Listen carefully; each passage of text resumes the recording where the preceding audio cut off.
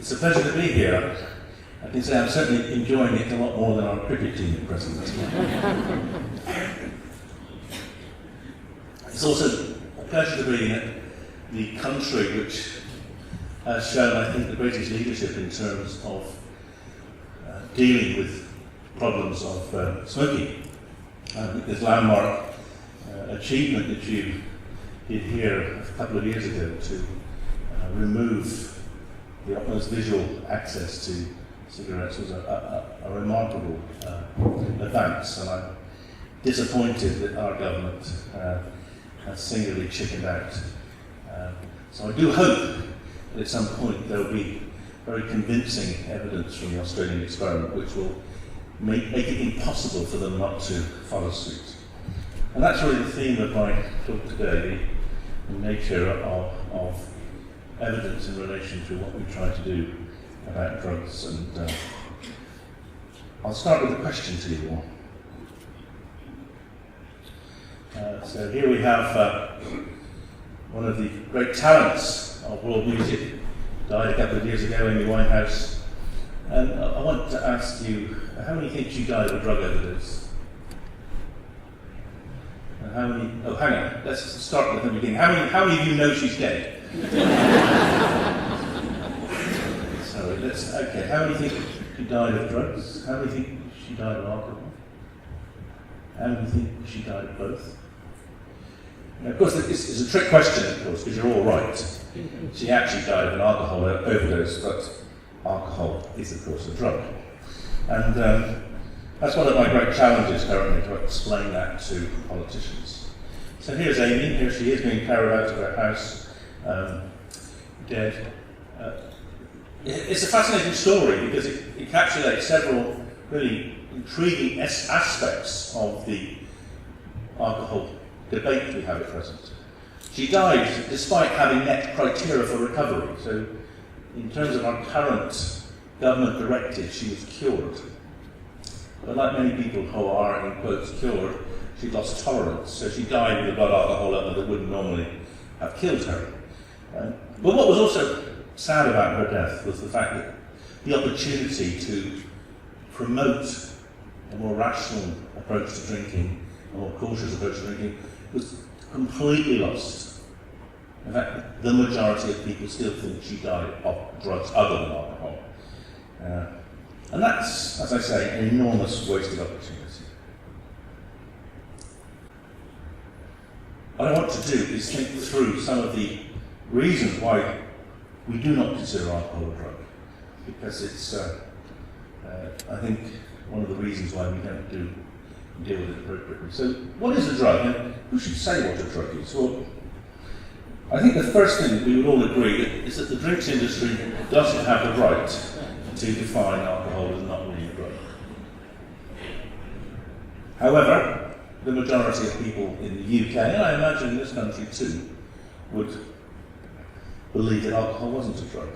And the argument goes like this. Well, you say to me, well, surely alcohol's a drug because you like it and it makes you, changes your brain, you might fall over, you might have a hangover. And they look at you and they say, well, yeah, but if it was a drug, it would be illegal, wouldn't it? And that circular logic is actually very difficult to break. This is my definition of a drug because this is what I have to deal with on a daily basis. And the interesting thing about it is, of course, that the majority of politicians have used drugs other than alcohol. Jackie Smith, the Home Secretary, with whom I had a few interesting interchanges over the relative harms of ecstasy and horse riding, said that she smoked cannabis but she didn't enjoy it. Probably she didn't understand you had to inhale as well, I don't know. And David Cameron, a very interesting man, he's our Prime Minister at present. He did things when young that I shouldn't have. We all did.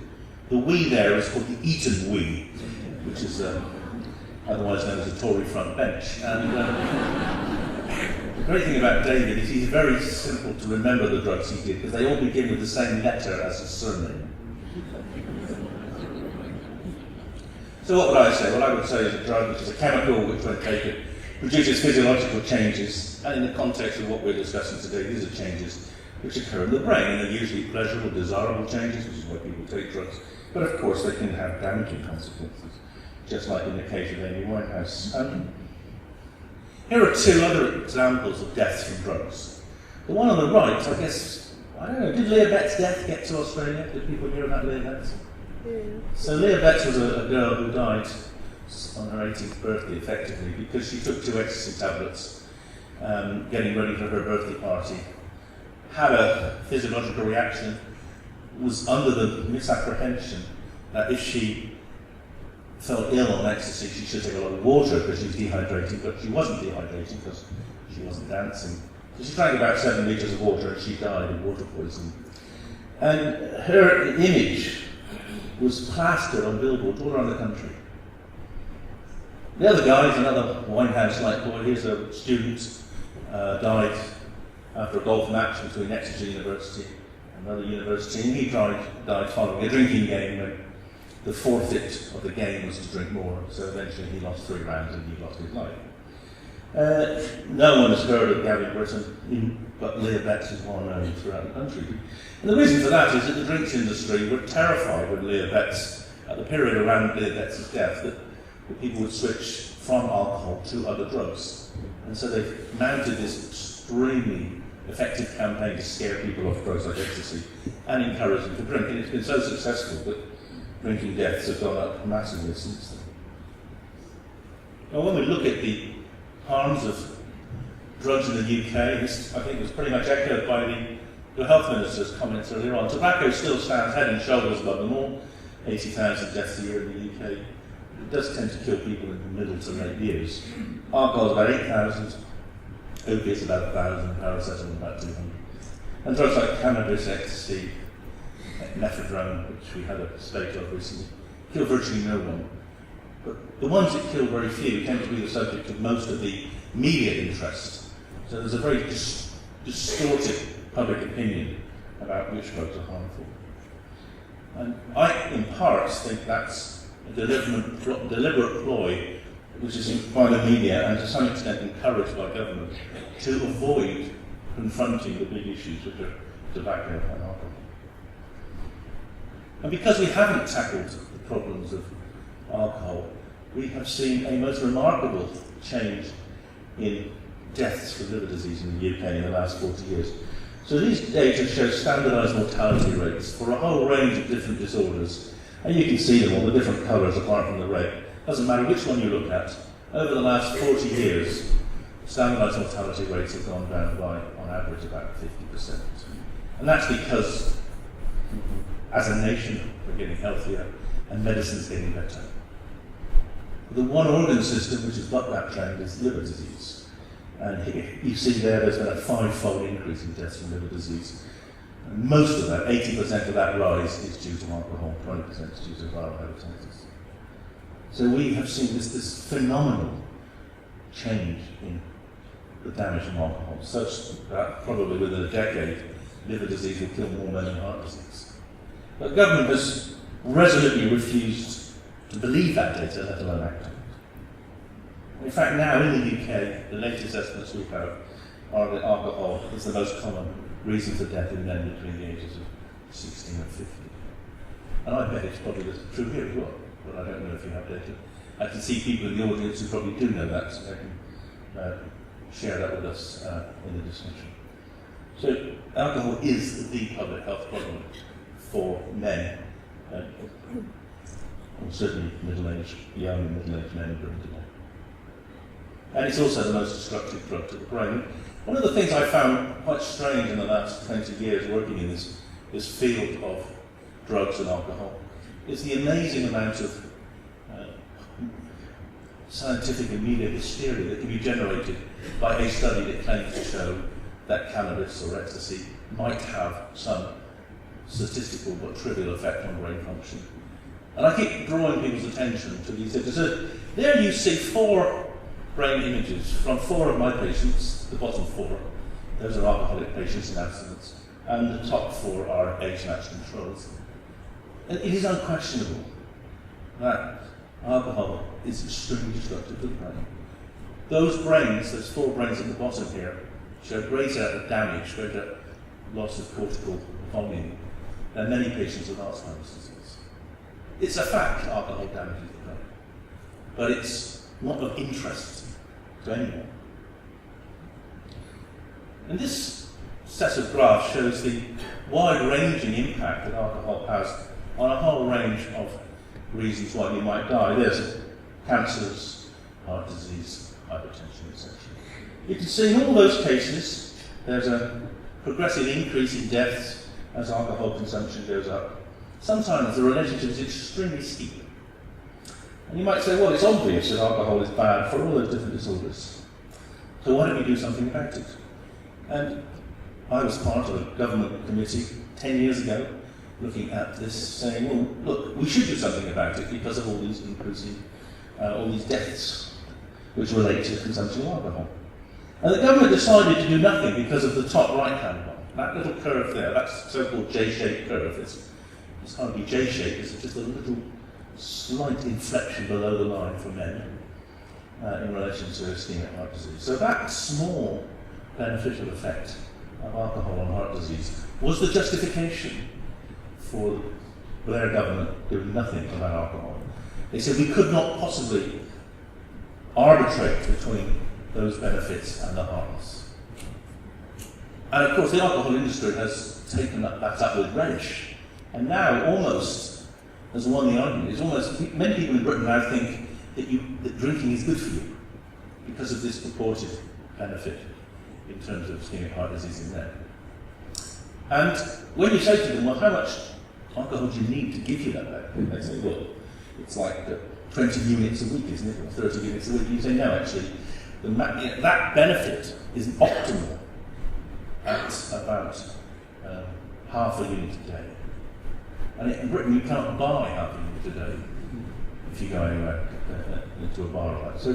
So it's a fascinating example of how the power of the drinks industry has corrupted thinking about the health harms of alcohol. Now, I want to contrast that with cannabis, because this is an area where I had considerable amounts of interchange with the government, and it led to my being sacked in the end. And you can see that because there's me being burnt in that spliff by the Home Secretary Alan Johnson, who sacked me, and he sacked me for saying that cannabis is less harmful than alcohol. And the reason I said that was that we have seen in the last 40 years in Britain an increase in cannabis use of over 20 times. And I imagine the same is true in this country. It seems to be true in almost all Western countries. And you would think that if the cannabis was particularly harmful, you might see a big increase in cannabis-related harms, like the increase in liver deaths we see with alcohol. Now, those liver deaths, by the way, have gone up fivefold, despite alcohol consumption going up by less than twice. Here you've got probably 20 times, maybe more, consumption of cannabis. And we couldn't find any evidence of any deaths going up at all. I showed you those earlier on. Cannabis contributes virtually nothing to mortality. So the government got very, very worked up about the idea they might do something else, and that something else was schizophrenia. And so we did a review of the Medical Research Council database on the incidence and prevalence of schizophrenia psychosis across the country, and we found there was no relationship whatsoever between increased consumption of cannabis and the prevalence or incidence of psychosis or schizophrenia. And this, of course, is true in all Western countries too. There is possibly a small effect to bring forward the onset of schizophrenia, possibly, or maybe in some vulnerable individuals bring it on when it wouldn't have happened. But we worked out that in order to prevent one case of schizophrenia, you'd have to stop 5,000 young men from ever smoking cannabis. And we said that is not a sensible public health target, and it's certainly not one you can achieve through criminalising cannabis users. But the government didn't want to hear about it, sacked me, and it made cannabis more controlled. It moved it into a Class B from Class C, which allows people to go to prison for up to 5 years for possession. Now those two examples show you the enormous challenges we have in trying to be rational about the harms of drugs. Because politicians really struggle to be rational, so do the media, and of course there's huge vested interest, particularly from the drinks industry. And one way of getting through this morass of opposition was to try to develop a very detailed and sophisticated methodology for analysing the harms of drugs. And this is what I developed when I was working for government. This is the multi-criteria decision analysis tree for the harms of drugs. Essentially from sort of base principles, a group of about 40 of us over 2 days determined all the harms that any drug could ever do. And then we discovered they could be clustered into these 16 different criteria of harm, of which 9 relate to the harm the drug can do to the user, and 7 relate to the harm that drugs can do to others, to society.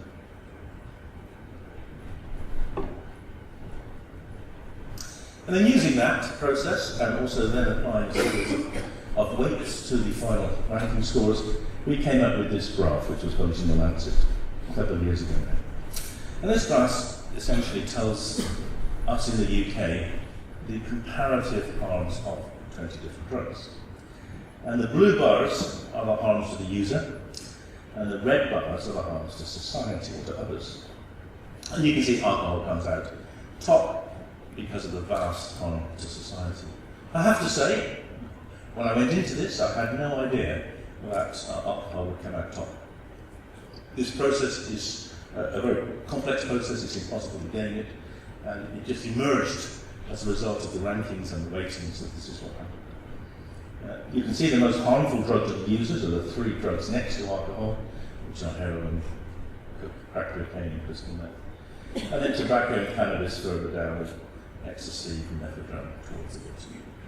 Now, that graph was interesting, it created quite a lot of discussion. It obviously was a UK-centric product. The experts were all from the UK. So it was questioned as to whether it had any meaning elsewhere, because not only would the rankings possibly change if you took it to another country, but also the weightings, that how much you care about the different harms might change.